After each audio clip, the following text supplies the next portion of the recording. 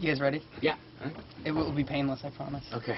It's Q101 Ryan Manna with Gerard and Frank of My Chemical Romance. Welcome back to Q101. Thank you. You know what's funny, dude? We were walking down the hall and I saw you point to that little thing that you signed. Oh, the drawing, yeah. You know what's here's the best part of that story.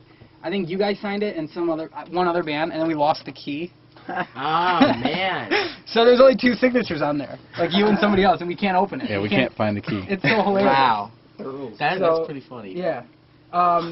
The CD came out 2 days ago. I guess today's Thursday. Is it? Yeah. Right? 2 days Have ago. you heard any numbers, or do you not even care? No, we don't care. I mean, like, it's you know, he was saying the other day, it's great.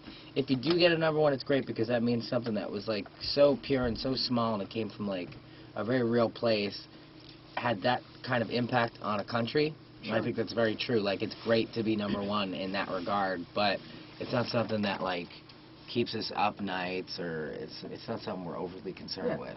So. It's nice. It's nice, exactly. Yeah. There's a lot of nice things that can happen to you. Right.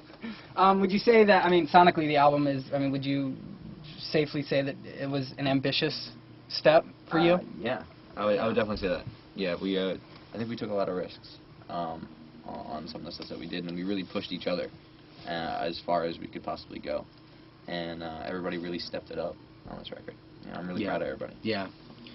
I mean, was there ever a point where you said, you know, you'd hear something back and you'd go, are we overdoing it? Right. You No, know what I mean? There's definitely moments where, you know, we were asking ourselves, like, are we crazy? Is this pushing it too far? Like, because you can't tell, because you become so attached to something and you're so in it that you can't tell. But I kind of have this theory, like, if you push, like, way up super far, you're always going to end up a little lower than that.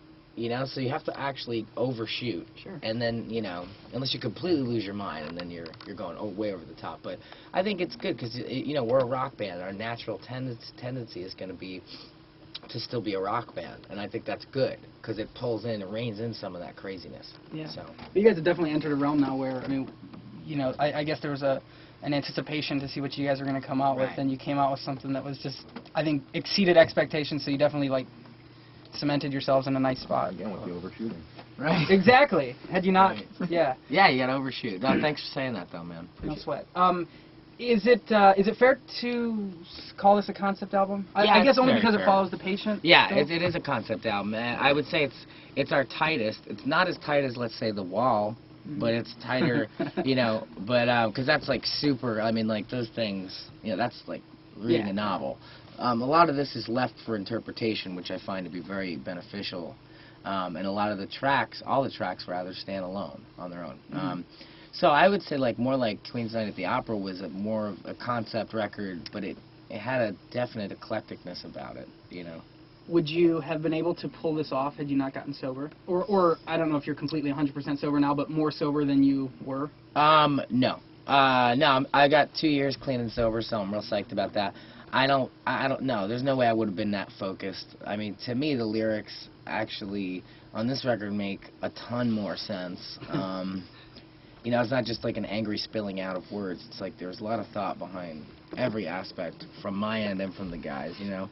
And it's not like they have ever had problems with that kind of thing, but, you know, we all used to party a lot back then. Right. And we were so focused this time. I don't really remember very often even seeing anybody take a sip of beer or anything. It was interesting. Credit.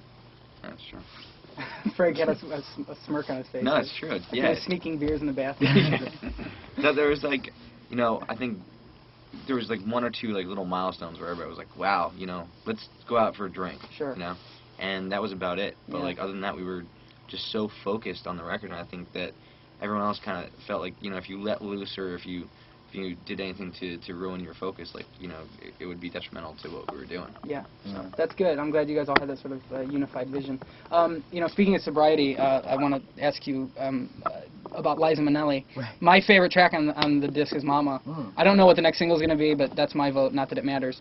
Tell me about that session, because I'm listening to the song, and it's like, you know, 2.5, 3 minutes in, and I hear her, she's like 2 lines, and you come screaming back at her, and she's gone. Yeah. And I just wonder how that played out. Well, the session itself was probably one of the most amazing experiences during the whole thing. Like, it was just awesome. And, you know, everything you expect Liza Minnelli to be, she is like times 10. Like she was just funny and charming, a little bit nutty, like just super talented.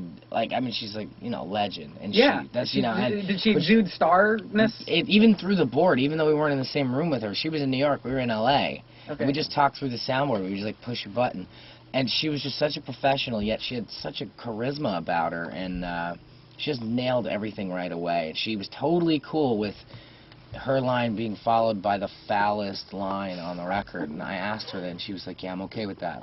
So why her? I mean, why did you guys pick her? She carries with her a sense of tradition, really. Yeah. Like she was in Cabaret. It's a very cabaret song. Cabaret has always kind of been a small part of this band, especially if you listen, like, Prison off the last record has that element. And it's really about going to the source, and we wanted somebody that had a really strong voice that carried with it a lot of strength, a lot of sorrow, and it's that old. I love that old sort of feel. It's like that, that really strange sort of feel that you get when you hear her part in that song. Yeah, that's exactly why. And that's what you guys nailed. You can't really put into words, but it had to be her. Yeah, right, for sure. Right. All right, I'll let you guys get out of here. You know what? I got these 4 DVDs in the mail today, and to be honest with you, I wouldn't watch them, but they look like something you guys would like. So, all right, thanks. Oh, Masters of Horror? Yeah. So this is Masters of Horror stuff. Last question: are you guys? Thanks, man. You're like right at the beginning of all of this. So are you ready for? I remember when Green Day was in like a week before American Idiot came out, and I asked them the same question, and they said, "Yeah, I think so." And now looking back, they went through a hell of a lot, and you guys are like, you're like the next plane on the runway. Here you go. Are you ready? Yeah. I guess, yeah.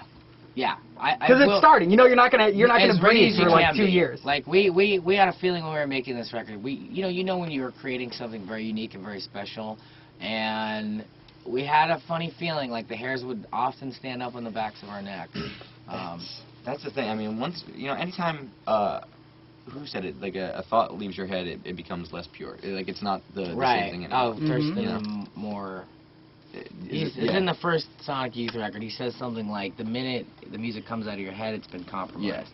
Yeah. With this, that we had these certain expectations of what this song could be or what this record could be, and usually when that comes to life and it's recorded and it's out there, you're like, it wasn't exactly the way I thought it was going to be, or this is a little different. I like it better, but it's not the same. And with this record, everything is just, I'm just so happy with everything. There's nothing I wanted to do differently. Like, I don't know. I'm shocked at how good. That's the thing. It would have almost compromised it to leave it in our heads, and like it came out way better than it was in our heads. So. And how few people can ever say that. So yeah, to be it's in crazy. That category is rare and special. Congrats on making it.